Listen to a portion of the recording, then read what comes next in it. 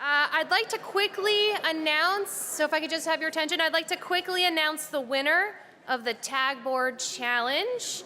The winner will receive a little ant plushie and their own little ant sucker.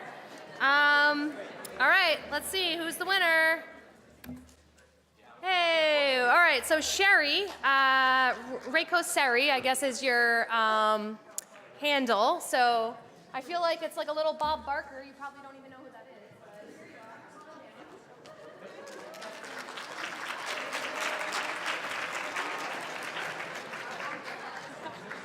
So that's really nice work.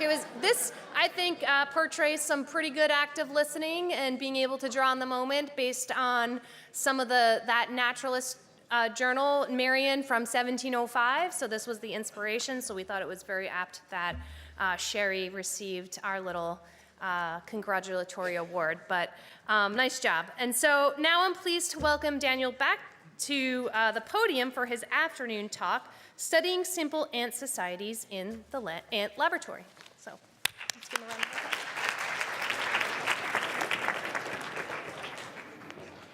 All right, welcome back, everybody. It was great to chat to some of you over lunch, and there was some impressive drawing. We're always looking for people to illustrate papers and stuff, so that's it's good to know that you guys are out there. Okay, so in the afternoon now we'll switch gears a little bit. So in the morning I talked a lot about the work we've been doing in the field, in the rainforest, hands-on ant research where the ants actually live. And in the afternoon now, I'll talk about a little bit more maybe abstract things where what has become kind of the main focus of my lab over the last 6 years, basically since I started the lab here at Rockefeller, which is that we try to focus on one ant species, the Kronauer ant, and I'll talk a lot about that species now, and we're trying to build it up as kind of a model system for ant research, a model system to study social behavioral neuroscience, social behavioral genetics. So a little bit, we hope that this will become kind of the fruit fly or the C. elegans worm of the ant world. And I'll show you some of the progress that we've made so far. Also, with the questions, let's do it a little bit different this time. So if at any point you have questions, just feel free to raise your hand and interrupt me. And then we can see maybe it becomes more like a discussion. That's easier for me too, because then I don't have to talk all the time. So just feel free to shoot questions at me, and then if it goes too long at some point, maybe I'll shut it down so that we get this to the end. But I'm happy to take questions anytime anything comes up. Okay, so let's get back to this big overarching question, of course, of all biological research. What are the principles that govern life? And I told you in my first talk that that's a question that you can ask at all levels of biological organization. And what's really interesting to note when you think about it a little bit more carefully and a little bit more in depth is that these are actually, to some extent, hierarchical levels. So what happens is that genes get organized in chromosomes that then get organized in cells. So these get packaged into cells. And then the cells, of course, get organized into multicellular organisms. And the multicellular organisms get organized in societies eventually. And from an evolutionary perspective, we call these the major transitions in evolution. This is a very famous book in evolutionary biology from 1995 by John Maynard Smith and Eo Satmari.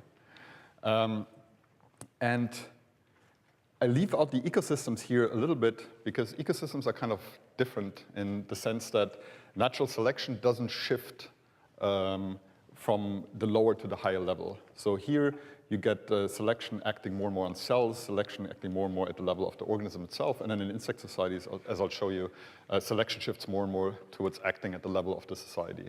But there's no real evidence that selection ever shifts to the level of the ecosystem. So that's, we usually don't think of this transition to the ecosystem level, which I've covered in the first talk as a major evolutionary transition. The kind of defining feature of one of these major transitions is that formerly independent smaller units, they come together and they cooperate to form these larger entities. And they become more and more intertwined until they're kind of completely interdependent on each other. And that's why, of course, from a multicellular organism like yourself, you can't just take a certain organ out or a certain cell out, and it can't regenerate the organism, or it can't function independently anymore. And what I'll try to do in this talk is to give you some feeling for that there's actually, again, some very basic principles that apply across levels when it comes to these major evolutionary transitions. There's certain patterns that we can see, certain logic that underlies all of these transitions. And I'll give you only a few examples. There are quite a few more. And I'll do that by focusing again on this transition from solitary insects to insect societies. And then throughout my talk, I'll draw parallels to what happens as you go from unicellular organisms, individual cells, to multicellular organisms in evolution. So this idea of this parallel between insect societies and multicellular organisms actually goes back quite a while. The first person who explicitly wrote a paper about this is William Morton Wheeler, a very famous North American ant biologist, myrmecologist, who was at Harvard. And he wrote this paper called The Ant Colony as an Organism. That was in 1911. And there's a more recent book by my former supervisor, Bert Höldobler, and another very famous ant myrmecologist, ant biologist at Harvard University, Ed Wilson, who wrote this book, The Superorganism. So, you know, within about 100 years, you go from an organism to a superorganism. Things sound more and more fancy. But of course, it's the same idea. And I'll show you in this talk a little bit where this idea comes from and why it makes sense to think about an ant colony like you would think about an integrated multicellular organism. So, but as an introduction, of course, I have to tell you a little bit about the species that we chose to study here and why we chose to study that particular species. So this is the clonal raider ant, and you can already see that they don't look nearly as impressive as the army ants that we study in the field. But don't get disappointed, because we can do much cooler things in some ways than we can with the army ants, where it's a nightmare, of course, to manipulate them experimentally. In fact, you really can't. You're bound to following them through the rainforest, like ecologists say follow a group of chimpanzees, right? Like there's very little you can do in terms of interfering experimentally. With these guys, we can do all kinds of stuff, but they're much simpler. The species is actually closely related to army ants, so they have army ant-like biology, and I'll show you some of that. And we actually think that army ants are evolutionarily derived from species like this clonal raider ant in terms of their raiding behavior and their predatory behavior. The big advantage is that the species is easily maintained in the lab, so we can have very large colonies of 10,000 or more ants in like a little Tupperware box. And then we can take ants from those big stock colonies and we can set up experimental colonies, as many as we want to, so we can replicate experimental conditions very precisely. The other thing is that the species has no queens, unlike the army ants, where I showed you the queen before, but instead all the workers can lay eggs. So the workers are what we call totipotent. They can perform all the tasks that a normal worker has in the colony. They can go forage, they can care for the larvae, but under certain circumstances, they can also activate their ovaries and they can lay eggs. So there's much more flexibility in the species.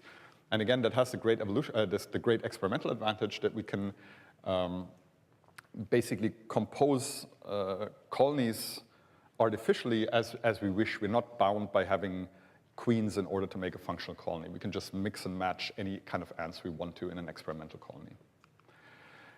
And the other thing is that the species is clonal, as the name already says. And clonal, I think there was a question about this in these little these questions you got before this event. That just means that they reproduce asexually. They do that parthenogenetically. So essentially, all these workers, not only do they lay eggs, but they just clone themselves. And for us, that has the great advantage that now we have very good experimental control over the actual genotype of an ant. And again, you can mix and match different ants with different genotypes in a colony, but you know exactly the genotype of each ant in that colony. And then you can replicate that 100 times. And you can make 100 times essentially the same colony with the same composition. And the other big advantage is, and that's what I'm going to show you towards the end of the talk, is that now we can actually genetically manipulate these ants. We can knock out genes in the genome, so we can destroy the function of certain genes, and we can also put external genetic elements into the genome of the ant.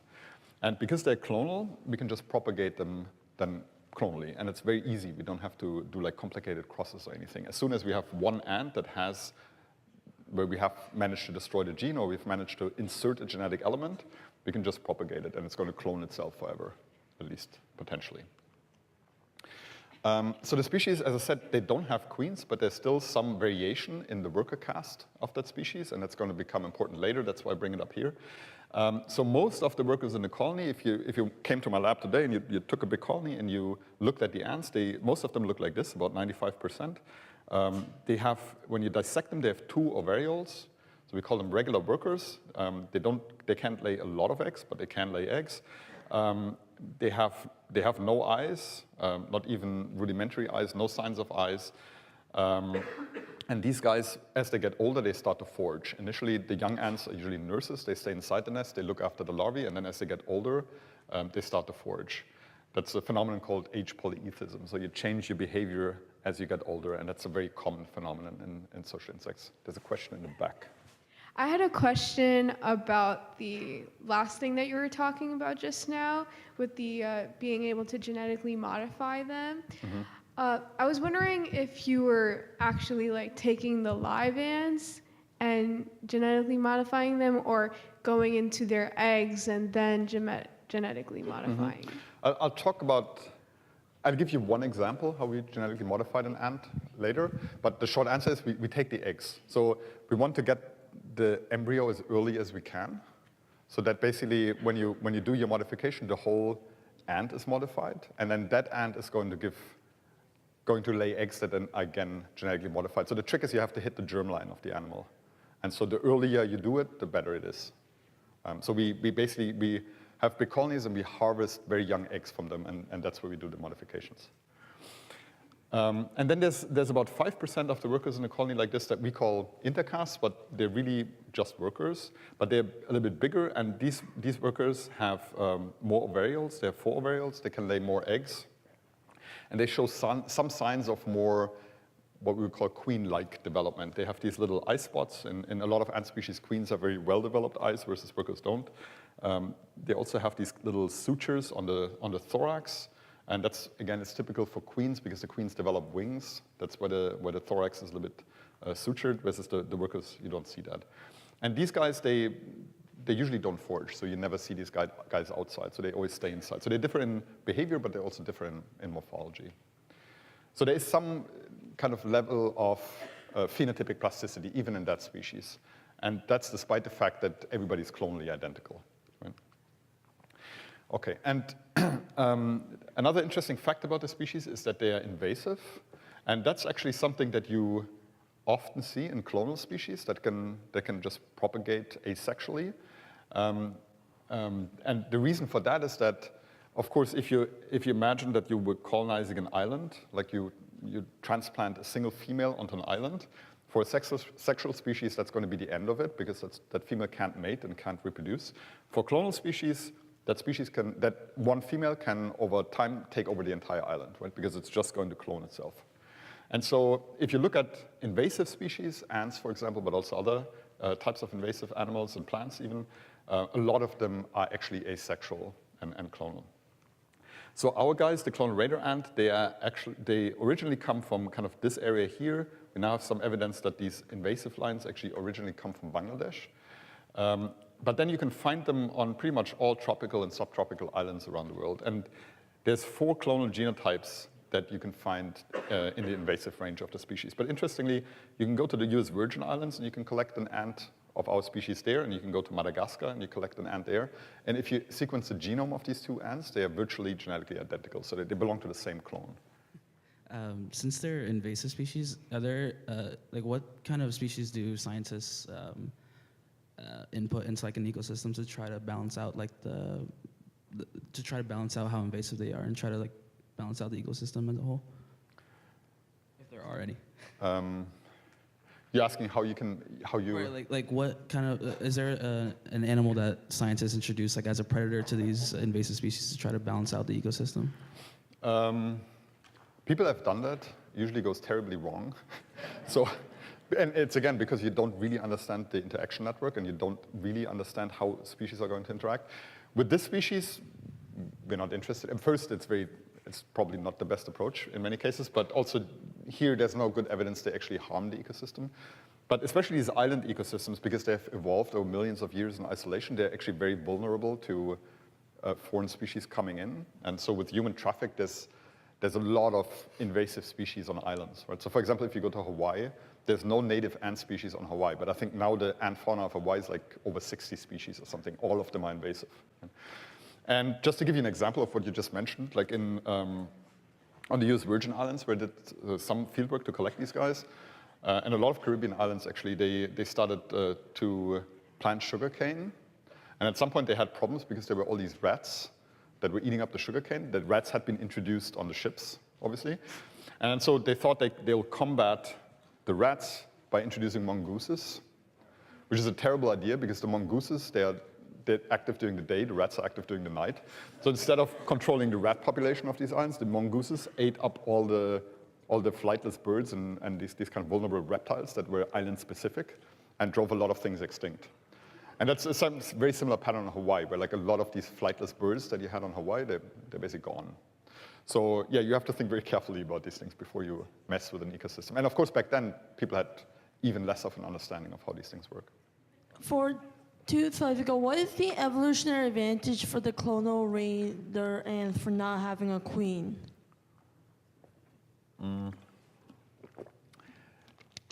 That actually, from an evolutionary point of view, it's not so clear, I would say, why they've lost the queen caste. They've lost it, but how exactly that's adaptive is I think, I don't have a very good feeling for it, actually. So in the army ants that I showed you before, the biology is kind of similar to some extent, but they always have a queen. So this is the only species in this whole group of ants that has lost the queen caste, as far as we know. But I think this ecological advantage here comes from the clonality, not from the loss of the queen caste. It's a good question, but I don't have a very good answer. And it's not, like, that's actually a basic discussion in biology, whether everything you see has to have an evolutionary advantage. Some things probably don't. They're just a byproduct of something else. Yeah, so in this case, I don't have a very good answer. Since they're an asexual, like they reproduce asexually, are they susceptible to like climate change or like environmental changes? Like would that affect the population or them themselves? So that's it's a good question. So a lot of what I told you now is that asexual species, they can often, so they arise from their sexual ancestors. And then because they're asexual, they have this advantage in reproduction that they don't have to find mates and they can reproduce much faster. If they function well in this particular ecosystem, they can often outcompete even the sexual ancestor, right? And they can take over an ecosystem and they can spread, they become invasive and things that sexual ancestor can't do. So ecologically, they can be extremely successful. Over evolutionary timescales, they're usually not. So they're very successful on a short term, but on a long term, so for example, if you plotted asexual species on the tree of life, what you would see is that most of them are pretty young. You see these very old sexual clades, but the clonal groups of animals, they're always very young. So they go extinct pretty fast. And the reason is exactly what you asked. So they of course, they're kind of locked in with their genotype. So they have a very hard time co-evolving with things like parasites, for example, right? So if you have a monoculture of something, and that's a problem that people in agriculture have, right? If you have a field and it's all the same genotype, if there happens to pop up a virus that can attack that particular genotype, it's going to wipe out your whole monoculture, and the monoculture can't adopt, right? And in clonal species, you have a very similar problem. That's at least what we think. So they're very good on shorter ecological timescales, but they're pretty bad over longer evolutionary timescales. So for the length of my career, I'm not too worried about it, but maybe in like a few million years or so, they might be gone. So what I wanted to ask in the last slide, where you're talking about the clonal raider ant, and you said it didn't have any eyes. So I was going to say, like, are the antennas sensitive to what's around them so they can see, because they don't have any eyes? Sorry, they can't see? Yeah, when you said that they didn't have any eyes. Yeah. So are their antennas like sensitive to what's around them so they can tell? So I'll talk more about how ants actually communicate later. And most of the communication in ants, in any ants, is chemical. So they communicate via smells. And then, of course, some ants are also to some extent visual, and some of them can be like visual predators, for example. These guys are actually completely subterranean, so they live in the soil. And you never find, when you do field work on them, you never find any signs of them above ground. There's no above ground activity of these guys. So they don't have to see. And so a lot of these ants that are completely subterranean, they've lost their eyes. It's a very common pattern. For example, you see that in fish that colonize caves, where you have like a relative that has eyes that lives in a stream nearby, and then the cave version of that fish, or the cave species, has lost the eyes and has gone blind because they don't need them anymore. And so in these subterranean ants, that's often what you see. They communicate via chemical cues, so they live in a world of smells, not visually. So I told you a little bit about some of the biological advantages and why I wanted to start working with that species and try to build it up as a model system. And then, of course, when I started and I saw this distributional range of the species, I also thought that's great for fieldwork, because you could just go to all of these nice places and collect the ants. Unfortunately, that's really not what they look like. So a lot of these invasive species, the reason why they are so good at invading things is that they live in habitats that are altered by humans. So you find them like in parks and in gardens. This is my first field site. This is the campus of the University of the Ryukyus in Okinawa, where I went in 2008 to collect my first colonies of that species. And basically what you do is you just sit in these kind of garden-like things and you flip over rocks the whole day. And you hope that you find some of these colonies under the rocks. And if you go there and you flip over rocks for like 8 hours a day, you find like one colony maybe. So I did this for 3 weeks. So yeah. But that's how we got started. And actually these colonies I collected in Okinawa, we still have in the lab, because again, they're clonal and you can just propagate them. So we have like these, our first lines are at this point 10 years old in the lab. And the other thing that I should tell you about when it comes to the biology of this particular species is that they also undergo these colony cycles that I mentioned when I talked about the army ants. And so just like the army ants that I talked about, the species, or colonies of the species, go back and forth between what we call a reproductive phase, in which the ants are all clumped up. This is a picture of one of these nest chambers that we have, or the nest that we have in the lab. It's filled with plaster of Paris, as Jeannie already said in the introduction this morning. And then here we made a little nest chamber with a glass slide on top, and the ants are all clumped up in here. And in the reproductive phase, they just stay in here. They don't really leave the nest chamber. And the adults develop their ovaries, and they lay eggs. And then at the end of the reproductive phase, when the larvae hatch from the eggs, the colony switches into what we call the brood care phase. And in this phase, the workers inside the nest, they care for the brood, they groom the brood, they clean the brood, they carry the brood around. And then some workers go out, they leave the nest chamber, and they go foraging in the arena. And then when the larvae inside the colony pupate, when they start metamorphosis, then the whole colony kind of shuts down again, and they start this phase of the cycle again. And so one question that we could ask, and that's one example of something that you could never do in the field with one of these big army ant colonies, is what actually controls the cycle. This is an experiment from one of the first experiments we did with this species. And what you can do is what we call a brood swap experiment. And so what we did here is we had 4 different types of colonies. One that continuously stayed with larvae, where the workers had larvae. One that initially had larvae, but then at some point we took the larvae out. And then we had 2 that didn't have larvae, one that stayed without larvae all the time, and one that received the larvae at some point during the experiment from this larvae donor condition. And so if you let this go for 3 days with and without larvae, you see that the colonies that don't have larvae start to develop their ovaries. So here I'm just, we're dissecting workers throughout the experiment, and we look how developed the ovaries are. So at this point, we perform this brood swap. So we take the larvae out here, and we put them in these colonies. And now what you see that this pattern is kind of reversed. So the colonies that don't have larvae, again, they develop their ovaries, and the ones that have larvae suppress it. And with this brood swap, you can really show that the larvae have a causal effect on the workers, that it's the larvae that suppress the ovarian activity in the workers. So somehow the larvae manage to regulate whether or not the ants are reproducing. So now you can do a similar experiment, and you just look at the behavior, because I told you that the behavior also changes in the stereotypical cycles. This we did a little bit different. We just kept workers with different ratios of workers to larvae. So this is a condition where we have 8 workers and no larvae at all. And you can see that there's hardly any foraging going on. And then we have conditions where we have basically a 1-to-1 ratio of workers to larvae, and you see that these colonies forage much more. So the larvae also induce foraging behavior. So not only do they regulate the physiology, the reproductive physiology of the larvae, but the larvae also regulate how the workers behave. Okay, so that's my background on the biology of the species, and I'll get back to some of these things throughout my talk. So I'll now, for the rest of this talk, I'll talk about 3 different topics. One is reproductive division of labor. How do queens and workers in ant colonies, how do they arise, and how is it decided who reproduces and who doesn't, and how is that regulated? Then I'll talk about policing, and as you'll see, under certain circumstances, some workers can be executed in the colony or policed.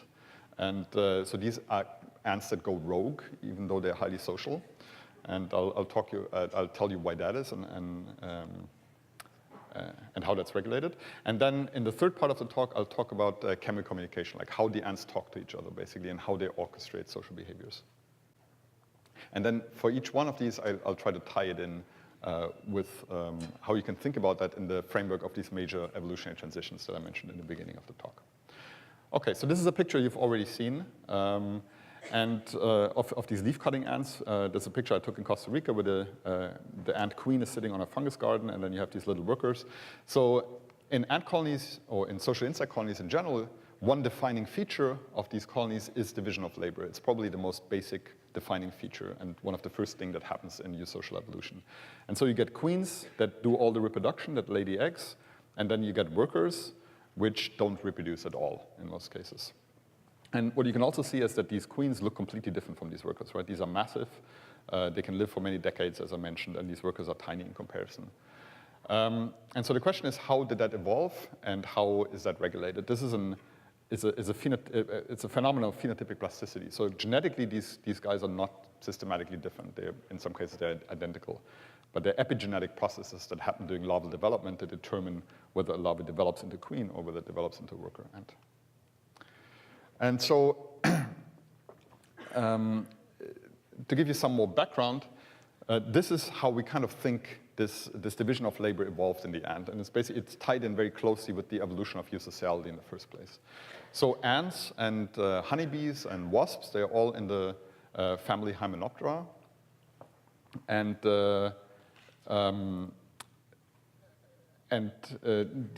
they have evolved from non-social ancestors independently. So ants and bees and wasps, like yellow jacket or paper wasps, they have evolved eusociality independently on several distinct occasions. And we think that in most cases, at least, the ancestor of these eusocial species looked something like this. This is what we call a subsocial cycle. And I think there was also a question in the questions you had before this event that touched on that.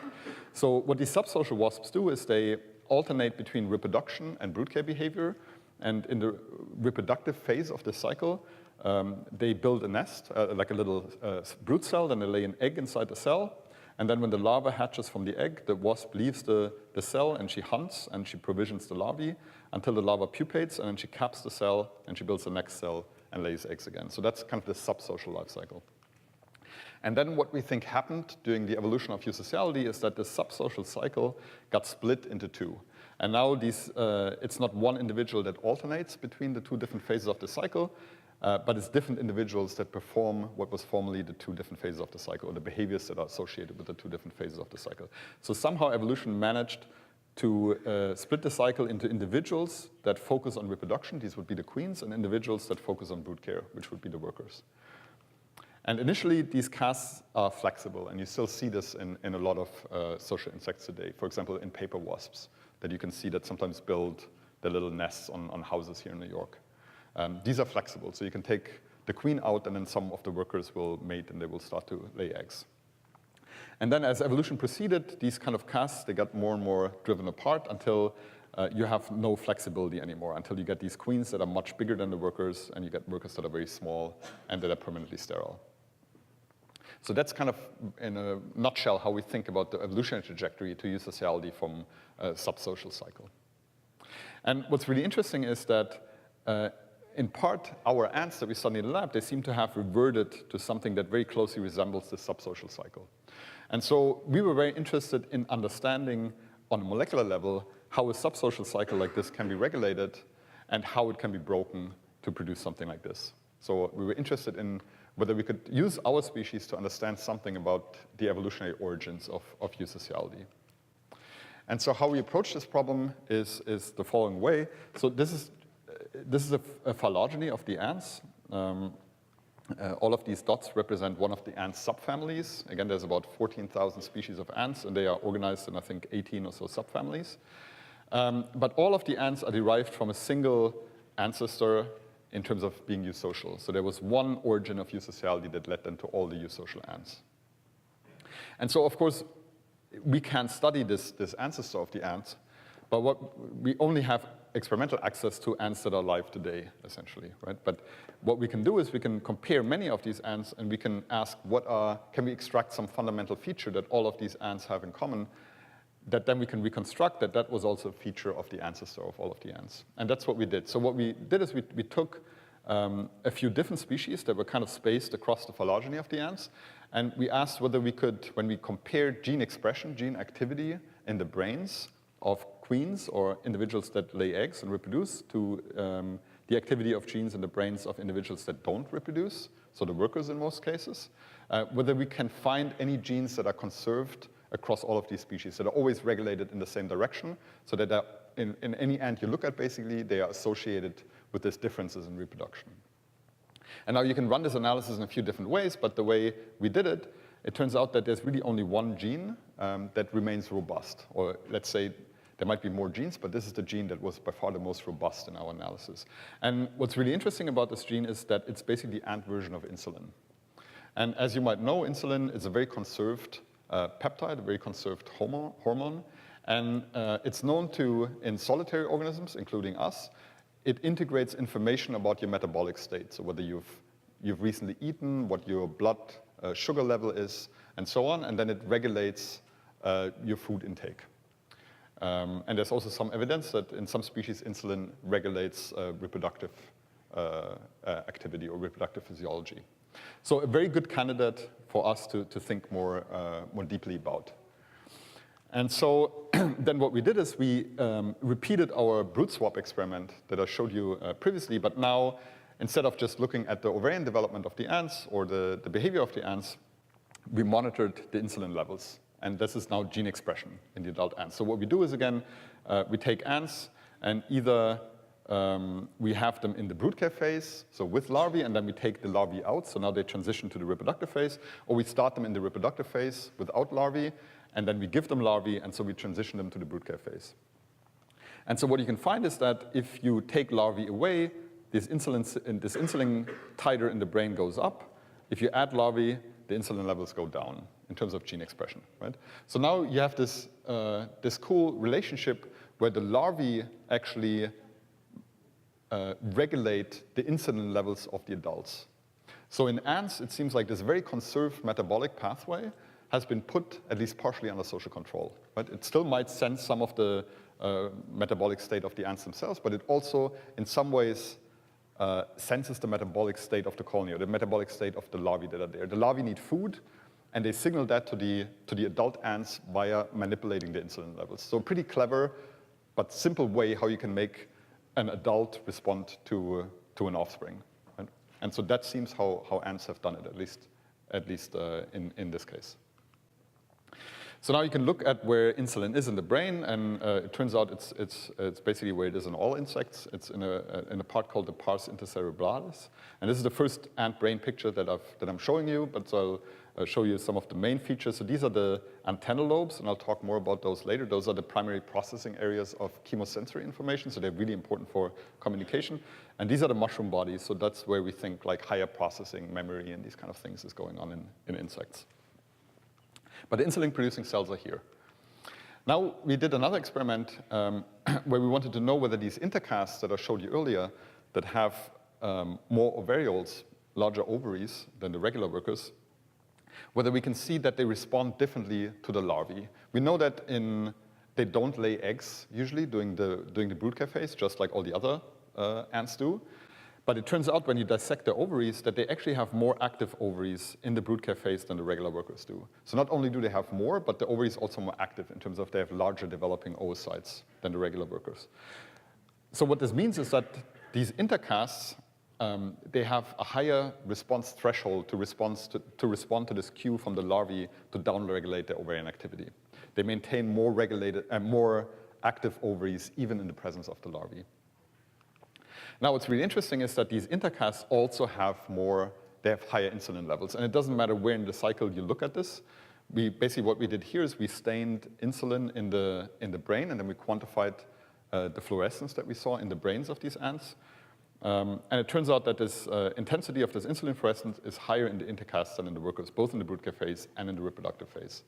So the levels of insulin seem to be correlated with how strongly you respond to the larvae. So the more insulin you have, the less you respond to these cues that repress ovarian activity.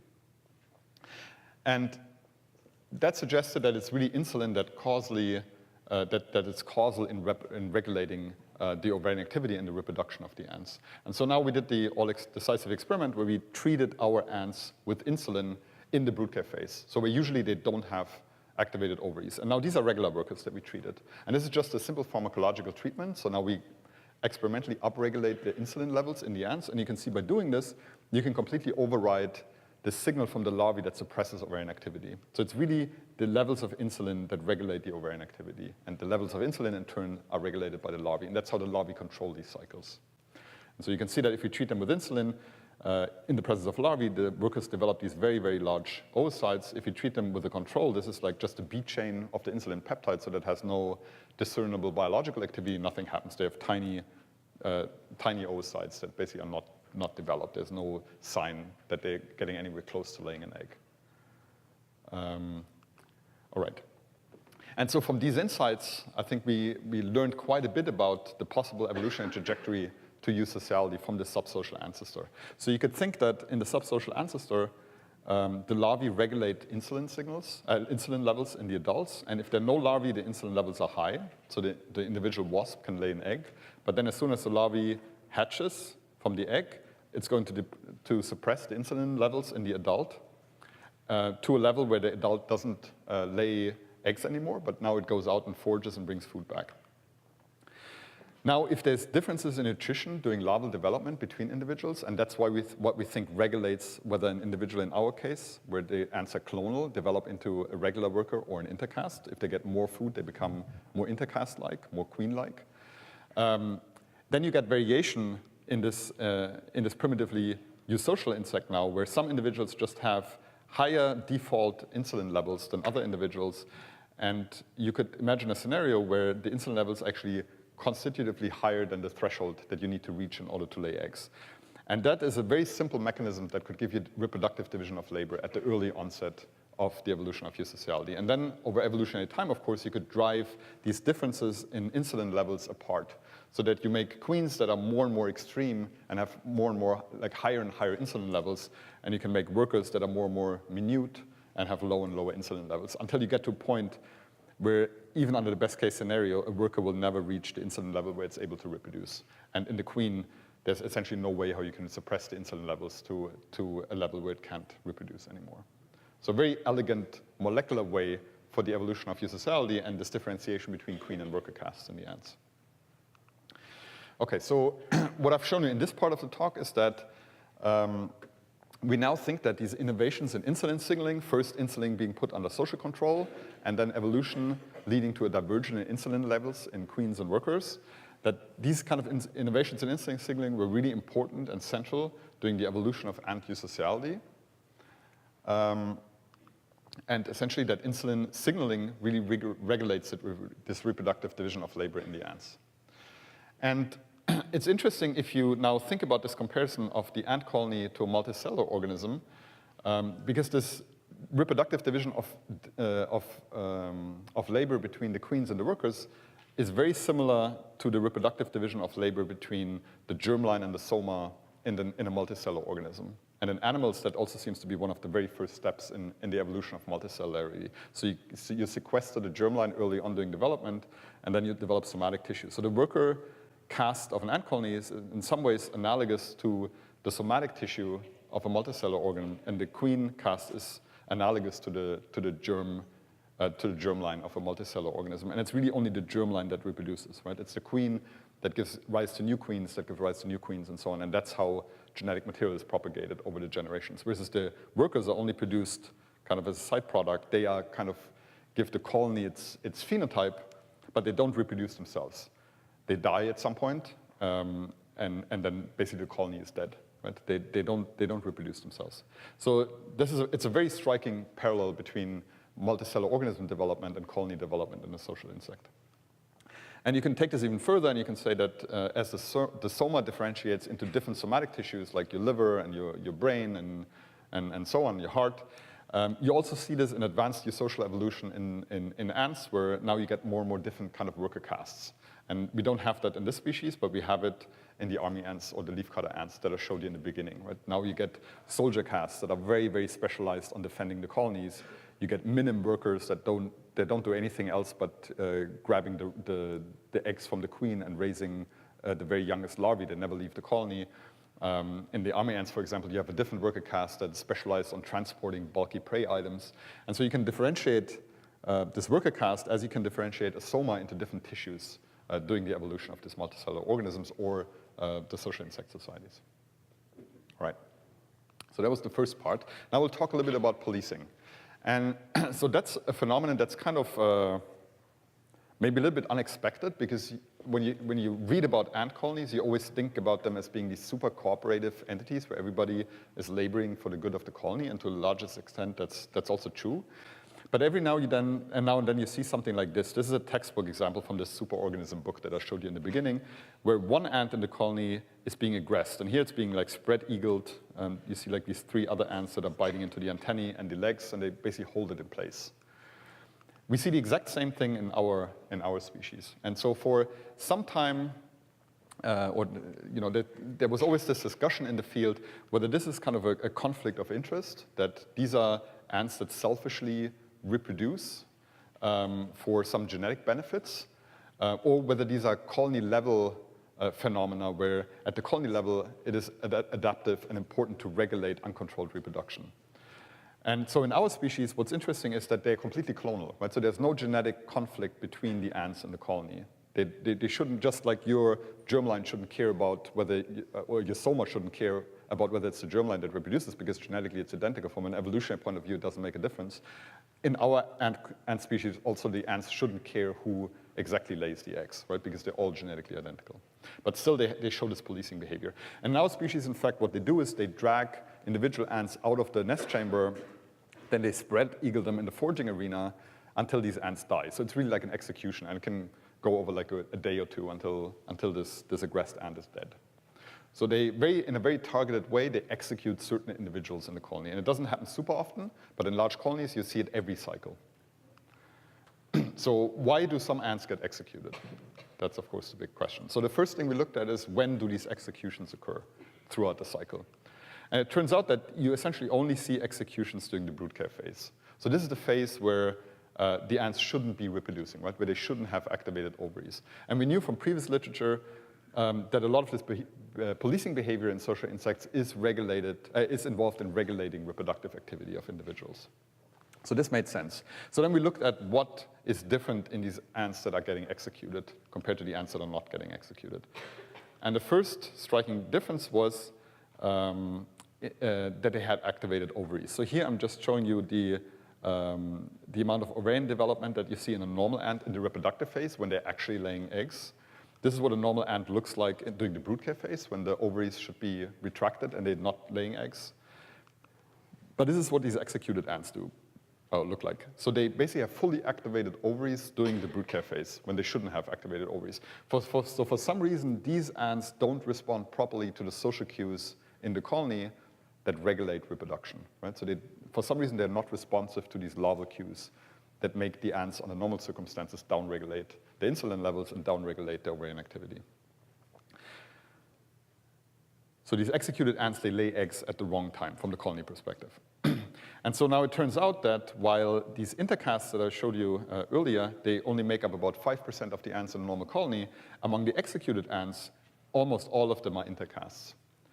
So very clearly, these intercasts are are more likely to get executed, and we think that the reason is that what I showed you earlier already, that intercasts under normal circumstances are already less sensitive to the larval cues, and we think that in the most extreme cases of an intercast, the insulin level is probably so high that they don't properly respond to the larval cues, and then they get executed. So it's probably these most extreme intercasts that every now and then get executed by the colonies. And so what I've shown you is that these executed individuals, they do not respond to the regulatory cues. And in our species, it's very clear that policing simply serves to prevent egg laying at the wrong time. It's not necessarily a genetic evolutionary conflict that's playing out there. It's a system-level property that they have evolved some mechanism to police reproduction when, from a colony perspective, the individual ants shouldn't be reproducing. And that, again, is really interesting because it's very analogous to what happens in a multicellular organism. In a multicellular organism, of course, you also have cells that can divide, that can undergo mitosis.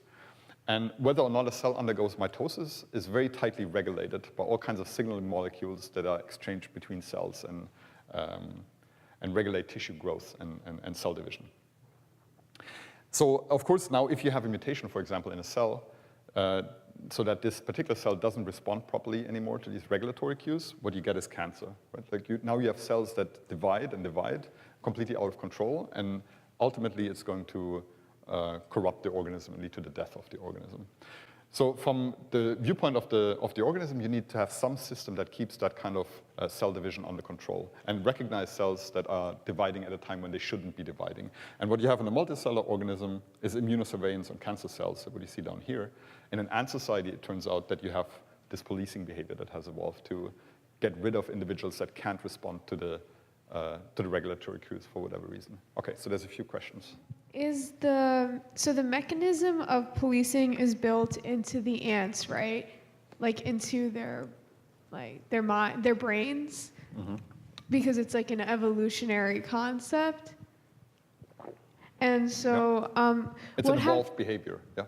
Okay. So, and what happens if they, like you were saying the thing about cancer? So, what happens if they don't police when certain ants are reproducing when they're not supposed to? So in our species, what would happen is that these cycles would basically break down. Right? So we think that these cycles are really important from a colony perspective. They're very important to the biology of the species. And the reason why we think that is a little bit complicated, we can talk about it later if you want to.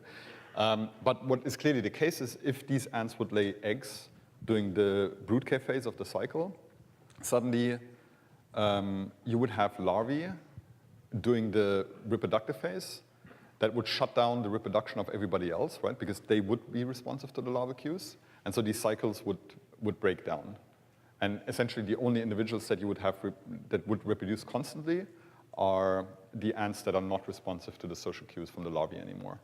So essentially you would revert to kind of a normal ant species where you have one or few individuals that lay eggs all the time, and everybody else forgoes reproduction completely, right? And you wouldn't have these cycles anymore. So for some reason, and again, I have some ideas for why that is, but for some reason it's important for these colonies to enforce these cycles. How do you think if this sort of queen-like behavior of laying eggs whenever the ant wants is punished by the other ants, how do you think that a colony that had a cycle with two phases instead of two separate groups would evolve into one that had a group that was supposed to be laying eggs at all the time?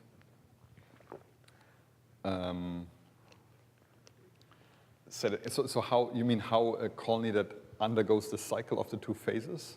Yes, because we talked about how that would evolve into the another type of a colony with a queen, but wouldn't policing perhaps try to counteract that kind of evolution? Oh, the evolution of queens? Yeah. So the cycle and the question of whether or not you have a queen are somewhat separate questions, right? So in the army ants that I showed you this morning, they also have these cycles, but on top of that they have a queen, right? So in the army ant colonies, the difference is that most of the workers never reproduce, and it's really only the queen that cycles in her reproductive behavior. The workers cycle in their social behavior, and to what extent they go out and they hunt, but they they don't activate or deactivate their ovaries. Maybe they actually do, but we haven't looked at that yet. That would be interesting. But the two parts, the cyclic behavior and the queen versus worker dichotomy, it's a little bit separated, right? So you can have cyclic species that have a queen, but in our case, they don't have a queen. I'm not sure whether that answers your question. But so one question is like, how does the cycle get split? That was this insulin story that I showed you in the beginning, right? And that's also then related to how do you get queens from an ancestral species that didn't have queens, or like how do you get this queen-worker dichotomy? Is policing a learned behavior, or are ants born with the knowledge to police like other ants in their own colony?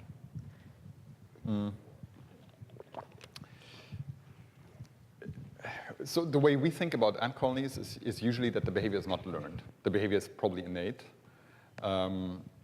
What I didn't show you is that most of the ants that actually perform the executions are older ants, but we just think that that's part of this age polytheism that I mentioned earlier, where like the ants change behavioral propensities as they get older, and it's probably simply that older ants tend to be more aggressive, or maybe they are more sensitive to the cues that signal whether an ant has inappropriately activated ovaries or not.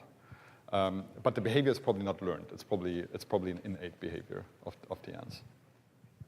So my question was, during the first part of the cycle where all of the ants in the colony stay inside to help the larvae, do they not go outside to hunt for food during that process, and how long does that process last? So that's during the reproductive phase, right? So what they have in the reproductive phase are pupae or like what would be the chrysalis in the butterfly, right? From the previous cycle. And those don't have to be fed, and then they have eggs, and those don't eat either, right? So that's when they stay inside and clumped up, and there's no foraging activity, because other than the adults, there's nobody who would be eating anyway. And it's then only when the larvae hatch. The first few days, the larvae actually, we think, eat eggs, and they also eat some of the kind of the pupal skins from the pupae that are turning into workers during that time. So when they have very young larvae, they also don't forage. But then as the larvae get a little bit older, they start to induce foraging behavior. So it's when they don't have larvae that they're all clumped up. And of course, in an insect, it's the larval stage that eats the most, right? Where the colony has to bring in a lot of food.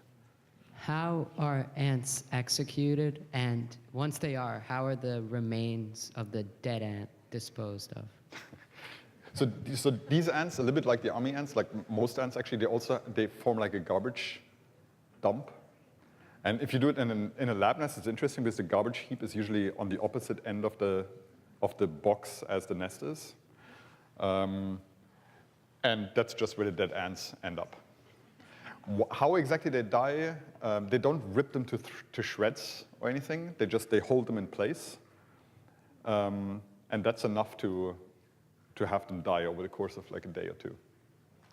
What exactly they die from, I'm actually not sure. What's also interesting is that these ants, they seem to mark, once they have started to aggress an ant, we think that they have a pheromone that they use to mark it for aggression. So if you disturb one of these little aggregates where like 3 or 4 ants are spread eagling one ant, so that the ant that got spread eagled gets away, it usually takes like a few seconds until new ants are on top of it. So at some point they can distinguish it very well, and it's very clear that that ant should be executed. Yeah. You mentioned multiple evolutionary origins of eusociality, and I think there are mammals as well, some rodents. I'm curious if that very striking difference in insulin, do you know if that's conserved amongst other eusocial groups?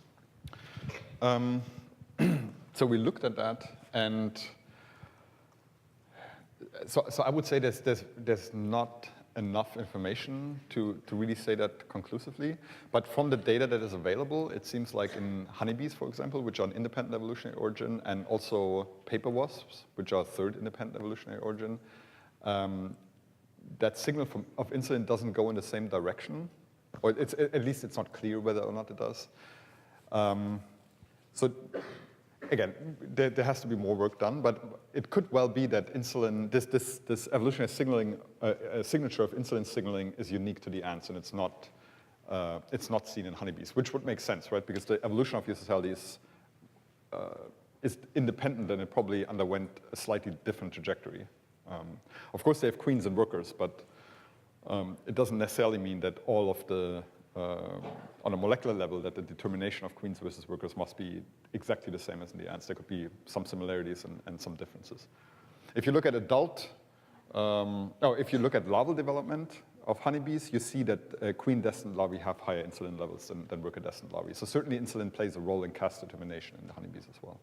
And it makes sense, right? Because it's a general metabolic mechanism that regulates size during development. So when executions actually occur, is it always carried out the same way? And if it's not, why do you think so? Like, why do you think How that stereotypical is this? The behavior, you mean? Or like, when executions are carried out, is it always carried out in the same fashion? It looks very stereotyped, yeah. So you can open the nest box and you immediately see these little cores where you know there's one ant being executed. It's always one ant in the middle, and then there's like 3, 4, 5 ants that are like kind of arranged around it, and they bite either leg or an antenna and hold the ant in place. Is that what you mean? The behavior is pretty stereotyped. Or Okay, thank you. maybe I didn't understand your question. I was just asking, like, did you see any cases that the way that executions occur, like, it differed from most typical executions? Like, give me an example of what you have in mind. Like, how Like, would it they differ? executed the ant in a different way. In what? In a different way, like a different. No. I think it's they have one way how they execute individuals in the colony, but I've never seen them, I don't know, what they would do. I've never seen the ants like ripping them to shreds or poisoning them with something, or I don't know. Okay, thank you. So he's asking whether there are males in the colonies. So because they're clonal and asexual, they don't need males, and usually they don't have males. But every now and then, on very rare occasions, we see that they produce males, but only like 1 or 2, like occasionally. They're very sporadic, and we're actually at the moment trying to understand how that happens, what like the genetic mechanism is. So for unrelated reasons, we're actually very interested in this male production, and we hope that at some point maybe we can induce male production experimentally, which would be very helpful for us. But so they do have males, rudimentary, but they're not important to reproduction under normal circumstances. So in case of immunosurveillance on cancer, we know that cancer cells cannot be very well identified by our immune system. So I want to see what's the accuracy for those ant colonies to identify those ants that need to be executed. How do they sense the insulin level in their body? And would that be able to be applied in cancer treatment? Mm-hmm. So the last part of my talk is going to be about chemical communication in the ants. So a lot of the vast majority of the behavioral interactions are regulated by chemicals, pheromones. And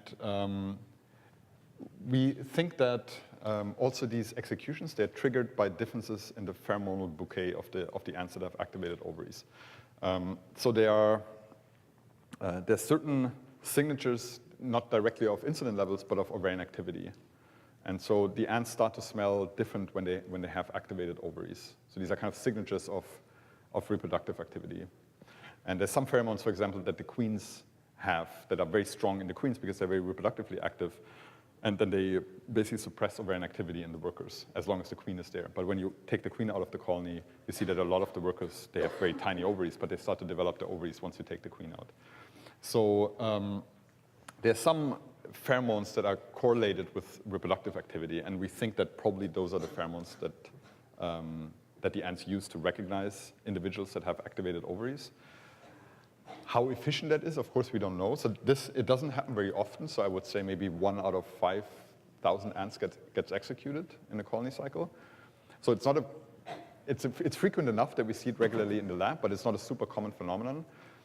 So if you wanted to determine what the efficiency is, you would have to dissect many tens of thousands of ants and see whether the ants are actually missing some, right? And that we haven't done yet. I was just wondering, going back to the sporadic appearance of the male species, if anyone ever found a correlation with population size, perhaps a decrease in population, and that's when they would come up, Or perhaps, I think you just answered, I was going to ask if there were more of these executions and maybe the genetic balance they felt was not in place, and that's why the male species was coming up. Yeah, it's something the males, the appearance of the males, it's somewhat of a similar problem as what she just asked, is they're just very rare. So it's very difficult to do any statistics on like what exactly triggers it. One option is, or one possibility is that it's some kind of environmental stress. But we haven't found a very reliable stressor that we could use to induce male production, but it's possible. The other possibility is that it's genetic. And so even though these guys are clonal, of course, at each reproductive cycle, or like from each generation, every time the genome is replicated, there's going to be some mutations. There's just some background mutation rate. And the alternative could be that some ants randomly lose the ability to be asexual, to be parthenogenetic. And then these ants that pop up very rarely would lay eggs that then give rise to males. So those are kind of the two competing hypotheses, but we don't know what exactly it is. But we know that from for the biology of the species, males don't play a role, at least not in the invasive range. So you can genotype workers from St. Croix from 20 different colonies or more, and there's no evidence that they ever reproduce sexually. And of course, if that played any role, you would see the signatures of sexual reproduction at the population level, because you would see it even if it's like many, many generations prior to when you actually sample the ants. So the last aspect of ant sociality that I want to talk to you about today is chemical communication. So this is about like how the ants communicate, how they perceive the social context, and how they decide what to do and what not to do. And now I already anticipated some of these things, or you anticipated by your questions about the policing behavior. So we think that a lot of this thing is, a lot of these behaviors are regulated by chemicals. And one big group of chemicals that is important, and we think is probably also important in policing behavior, are cuticular hydrocarbons. So they have a large bouquet of different types of hydrocarbons that they have on the cuticle. And these hydrocarbons in most solitary organisms, they're usually mostly involved in protecting the insect against desiccation. But ants have very complex hydrocarbon profiles, and they encode a lot of social information. And what you can see here is an ant that uses its antennae to antenate another ant. So when you watch the behavior of the ants, they usually just walk around like this. They have the antennae kind of going kind of relaxed and randomly in different directions. When it meets another ant, the antennae become parallel, and they start to drum on the other ant if they get excited. So that's what happens with these executed ants, for example. If you disturb an aggregation of ants that are trying to execute one, the executed ant will go away, but then immediately some ant will come, it will antenate it, and it will immediately start this antenna drumming behavior because it gets really excited and there's something interesting there, and then a few seconds later it'll start biting that ant.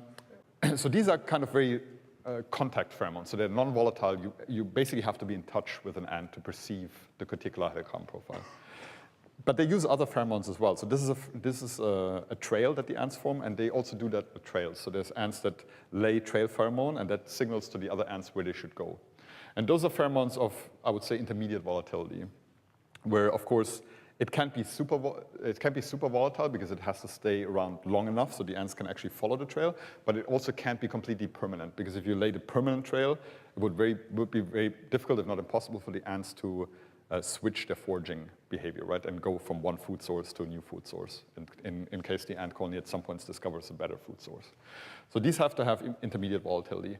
The other behaviors, like, for example, alarm behavior, where the ants use very volatile pheromones that last for a few seconds and then they evaporate and they're gone. And this is an example of one of these cool behaviors where the ants are using pheromones in the lab. This is one of our lab setups. The ant colony has a small chamber where they make the nest, so they have larvae in here. That's where most of the ants are. And then there's a foraging arena where the ants explore and find food. And again, this behavior of these ants, the clonal raider ant, is kind of the ancestral state of what we think gave then rise to true army ant mass raiding behavior. So these ants are what we call group raiders. So they also attack other ant colonies, but they do it slightly differently. They send out scouts, and then when a scout finds an ant colony that they can prey on, the scout, instead of attacking that colony, they go back to their nest and they recruit a raiding party. And that's what you see here. So there's one ant out here, and she has found food. So she's still kind of checking out the food, deciding whether it's worth recruiting and how good it is. There's another scout that comes. She just walks around a little bit, doesn't find anything, and she goes back. And now you see that she decided that this is good food and worth recruiting to. She lays a pheromone trail, and you can't see this here, but you'll see in a second why I say this. And then she goes inside, and she releases this very volatile recruitment pheromone. This pheromone lasts for like a few seconds. And now you see that almost all of the ants in the colony, they go out, they follow this pheromone trail, and they immediately find the food. And of course, in a more naturalistic setting, they would be recruited to a different ant colony, and they would start attacking that ant colony. And so we can elicit these very complex social behaviors in a very stereotyped way in the lab, and we can ask exactly how is it regulated, how do they perceive the different pheromones, what kind of pheromones matter, under what circumstances do they release the pheromones, and what are kind of the emergent properties of these kind of interactions. So when we started the lab, we already knew that chemical communication is super important for ant biology because a lot of work had been done on the chemical side of chemical communication. So we knew that ants are essentially walking chemical factories. This is a cross-section of a weaver ant. And you can see that they have all these exocrine glands where they produce different types of pheromones, and they release these pheromones in the environment. So any given ant species can have like a dozen or more different types of pheromones. And they're produced by all kinds of different glands. But what we didn't really know is how these pheromones are being perceived in the ant brain. And of course, that's the other aspect of pheromone communication, production of the pheromones, but then you also have to perceive and process the information from the pheromones. So this is kind of the part of how do the ants talk, but then how do the ants listen? That was the big, kind of one of the big open questions in ant biology. And so when I started the lab here, that was around the time where new genome sequencing techniques came on the market, and now suddenly we could sequence genomes from all kinds of different animals. So instead of being limited to things like fruit flies or the C. elegans worms, we could now think about sequencing the genome of an ant. Right? And people did this, and including us. And of course, initially people were very excited about sequencing a genome, and you look at the genomic sequence of the ant, and people were hoping that from that they could learn what makes an ant social. And it's the same kind of fallacy that people had when they sequenced the human genome. You think you sequence the human genome, and by comparing it to chimpanzee, you can immediately see what makes us uniquely human, and of course you can't. The human genome just looks like an ape genome or a mammal genome. And so does the ant genome. It pretty much looks like your typical insect genome. But there's one really interesting pattern when you look at ant genomes that emerges when you look at genes that encode receptors that perceive chemical information. So we knew from the fruit fly literature that fruit flies, they employ at least 4 different receptor types for pheromone communication. So they have gustatory receptor, ionotropic receptors, pickpocket channels, and odorant receptors. And so a priori, before seeing the ant genome, we had no good idea of what the ants would use to perceive the pheromones. But when we sequenced the ant genomes, it turned out that in terms of gustatory receptors, ionotropic receptors, and pickpocket channels, the ant genomes were very typical for an insect. But the odorant receptors were highly expanded in the ants. So this is the early genomes that were still a bit incomplete. Now we know that ants have on the order of 500 odorant receptor genes. So at least an order of magnitude more than Drosophila fruit flies, for example. And so that immediately made odorant receptors very, very promising candidates for pheromone receptors. And seemed like looking at odorant receptors would give us a segue into understanding how ants perceive the pheromone language. The problem, of course, is now this is already so complex. Now you're dealing with 500 genes, and that's impossible to target 500 genes. When we started the lab, also nobody had ever done functional genetics in an ant. Nobody had ever knocked out a gene, for example. And so there was no way you could go one by one and knock out all of these odorant receptors to try to figure out what they actually do and what kind of aspect of pheromone communication each odorant receptor would affect. But luckily for us, all these 500 odorant receptors, the genes, they can only form functional odorant receptors when they pair up with a very conserved co-receptor called ORCO. And that co-receptor ORCO here was actually discovered in fruit flies by another Rockefeller Professor Leslie Boswell. And my lab happened to be next to Leslie's lab, and she was working on mosquitoes, or is still working on mosquitoes, but at that time they had just knocked out ORCO in the mosquito and looked at what kind of effects on chemosensation the ORCO knockouts had in the mosquitoes. And of course, they are mostly interested in how mosquitoes find their host, or like how they find humans to bite. And so we thought that in ants it's probably the same thing. So what happens is that ORCO, this conserved co-receptor, forms a functional ion channel together with this owner-specific receptor that's encoded by one of these 500 genes in the owner receptor family. And then we believe that this specific owner receptor unit is the one that recognizes a particular odor that then gates the channel and allows a calcium influx and the cell to fire an action potential. So the great thing about the system is that, as at least the first approach, and it's a little bit crude, but what you could do is you could target ORCO for knockout and then ask the question, if we destroy the function of the ORCO gene in the ant genome, and by that we take out all of the odorant receptors at once, essentially the function of all of these odorant receptors, what's going to happen to the ants? Are they then going to not be social anymore because they can't communicate anymore, which would basically prove that it is really odorant receptors that mediate a lot of this, the social behavior and the social perception in the ants. So that's exactly what we did, and here I summarized this in like a little cartoon, but this was a ton of work for one grad student in the lab and a fantastic research assistant who was in the lab, and they teamed up to really get this protocol going and off the ground. So this is the work of Buck Tribble, the graduate student, and then Leonora Olivos-Cisneros, and I think she was here at the ant booth this afternoon, so you might have already talked to her. And she can tell you all the painful anecdotes of when we tried to get this off the ground. It was terrible for some stretches of the process. But ultimately, they succeeded. So very basically how this works is you have wild-type ants, and you let them lay eggs in the lab. And somebody asked us already, we take these very young eggs, and then we inject them with what is called a Cas9 enzyme and a CRISPR guide RNA. And that's a very new technique. So shortly after people started now to sequence all these different genomes from ants and whatever you were interested in, there was a new revolution that basically brought these very efficient genome editing tools. And CRISPR is kind of something that you read in the news a lot these days, right? So what happens here is that the Cas9 enzyme basically teams up with this guide RNA, and the guide RNA targets the Cas9 enzyme to a very specific site in the genome that's homologous to the guide RNA, and that's where the Cas9 enzyme makes a cut. And then the DNA repair machinery of the cell tries to repair that cut, but in many cases it makes mistakes and induces mutations that then frame shift the gene, for example, make the gene non-functional in our case. And what's great about the system is that you can design the guide RNA as you wish. You can target it to any part in the genome, pretty much. So we made guide RNAs that would target this ORCO locus, and we were trying to use that to direct the Cas9 enzyme to the ORCO locus, make a cut, and destroy the ORCO gene in the ant genome. So we finally worked this out, and it worked. We had the first ants that we thought were carrying a mutant version of this ORCO gene. And even without doing a lot of very sophisticated analysis, we immediately saw that in these colonies where we suspected that there were some ants that couldn't smell anymore properly, at least where the function of these odor receptors was destroyed, there were ants that would not join the colonies, essentially. They would just walk around like a solitary organism. And I'll show you this. In parallel to these genetic tools, we also developed a lot of behavioral tools where we can track ants in colonies. And so here, that's why our ants are often painted with these color dots. We have they're individually painted, and then there's a camera that can keep track of all the ants in the colony. It can measure which ants interact with whom and where the ants are in the colony, how they behave, what they do.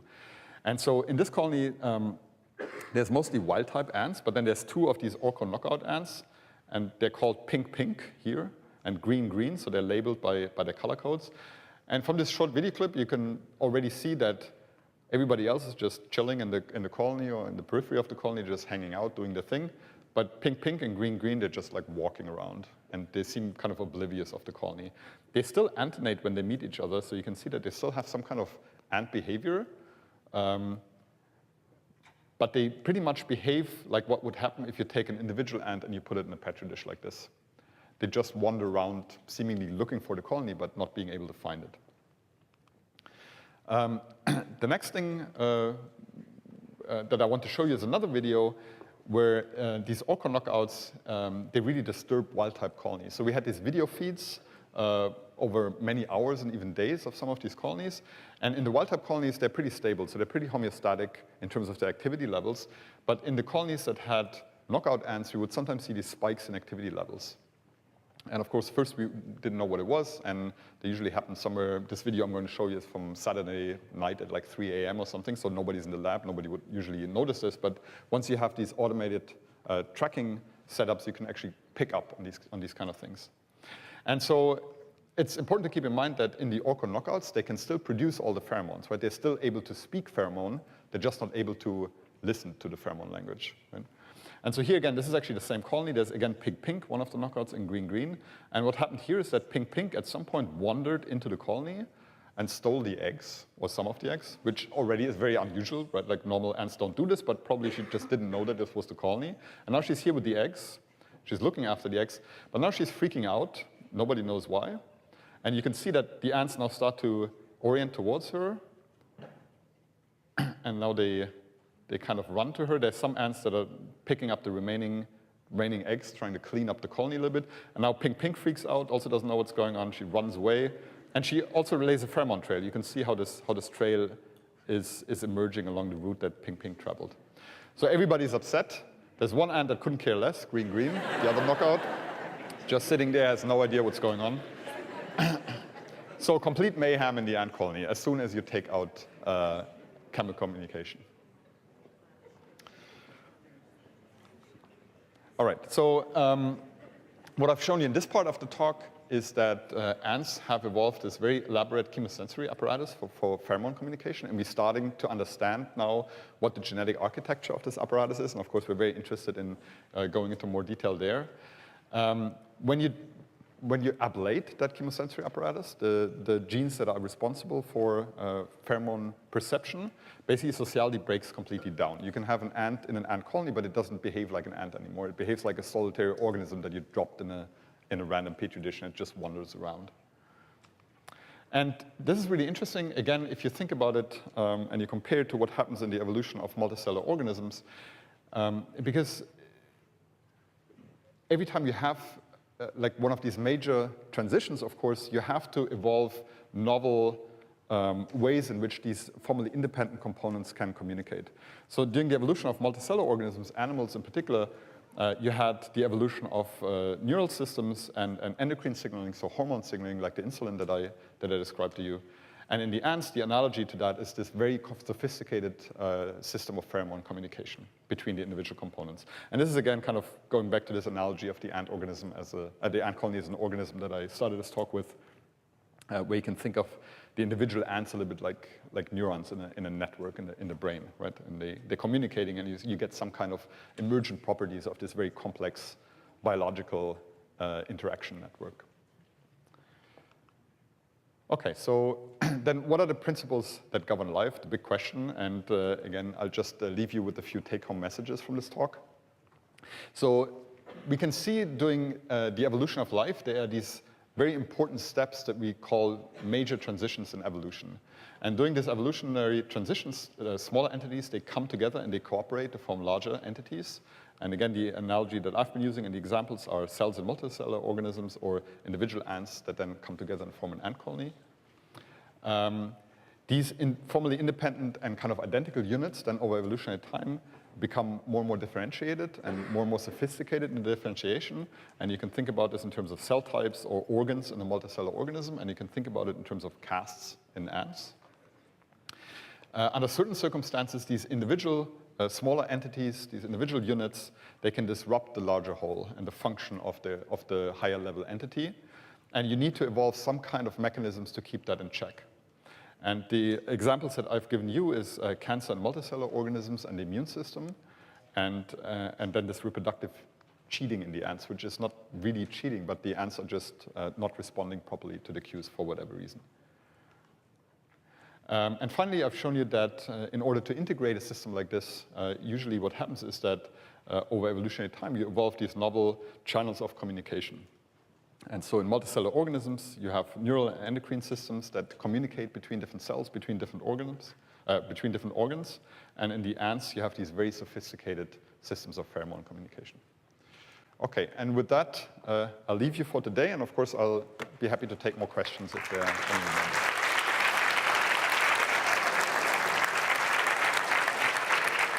I was just wondering if you were able to use these gene editing tools to maybe have some mutations that didn't cause them to freak out quite so much as the ones we saw, but to have ants that could reproduce and have these mutations, would you expect conflict to increase since they would now not be genetically identical anymore? So it's a little bit of an evolutionary question, right? Like if you, I could probably come up with ways how to engineer a very efficient cheater phenotype that can overtake a colony very fast at a time scale where there's no way that a colony can adapt, right? That you could probably engineer genetically, and there could be interesting questions as to how there are probably a gazillion different ways how you can corrupt a system like this, right? And it's actually maybe a related point is that I sometimes get the question is whether the ants also show this policing behavior towards the orca knockouts, right? Because the orca knockouts behave in a weird way. They just disturb the colony, and wouldn't it be great if you could just remove them from the colony? The point is you never see that. And the reason is that the ants haven't evolved to deal with orca knockouts, right? Evolution has never seen an orca knockout in an ant colony. If this were in the field, if this happened in the soil on Okinawa in Japan, this orca knockout would just wander off and leave the colony, and they would never have to deal with it, right? It's just because we confine them together in this petri dish here that it becomes a problem to the colony. And so they don't have any means of dealing with an orca knockout. What are some ways that invasive ant species have negatively infected ecosystems? Yeah, you just, to answer that question, you just have to go to Florida and get drunk and fall asleep next to the highway.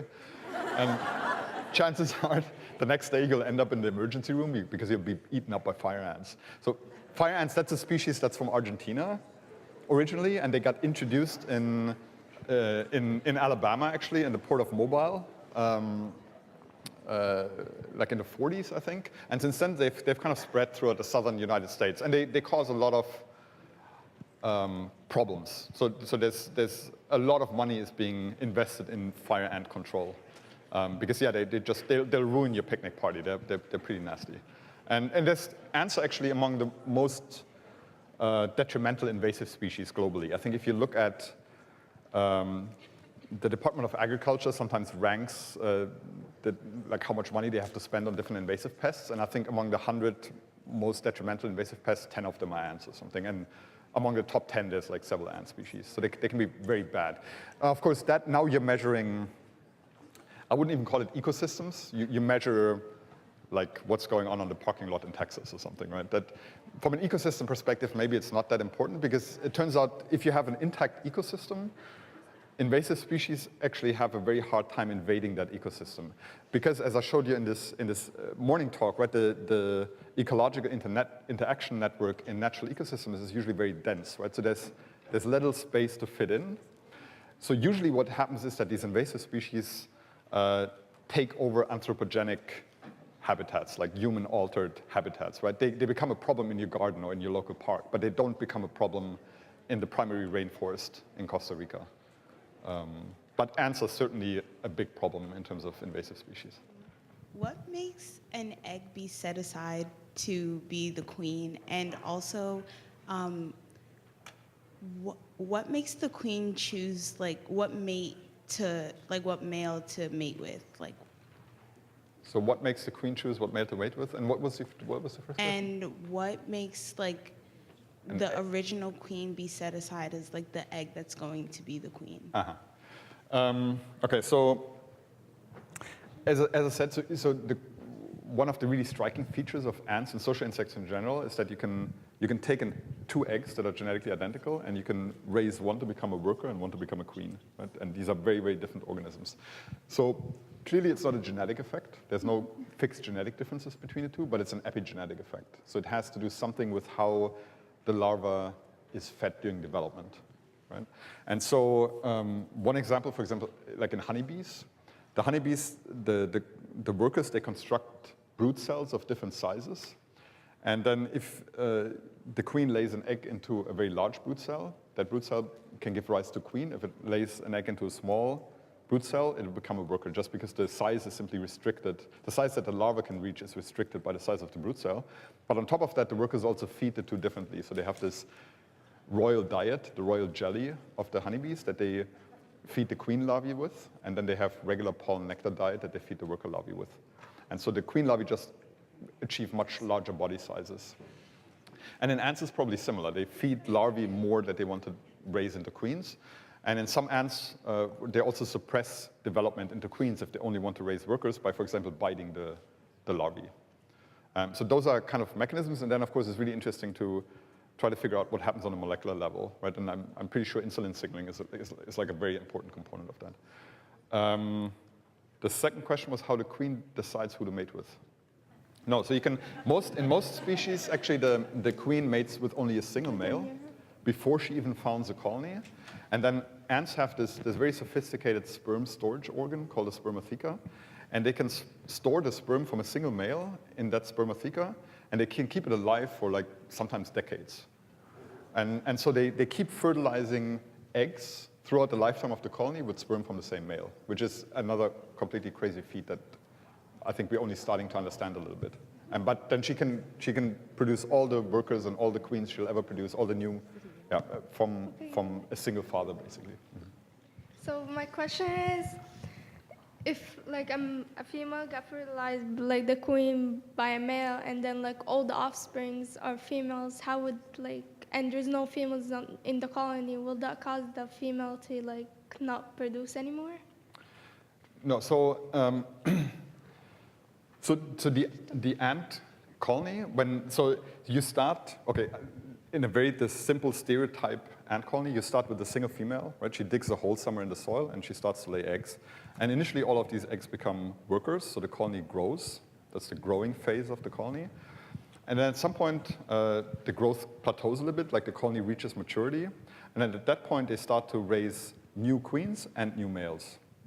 But that's then very different, right? So the queens and the males in a lot of ant species, they have wings. The workers never have wings.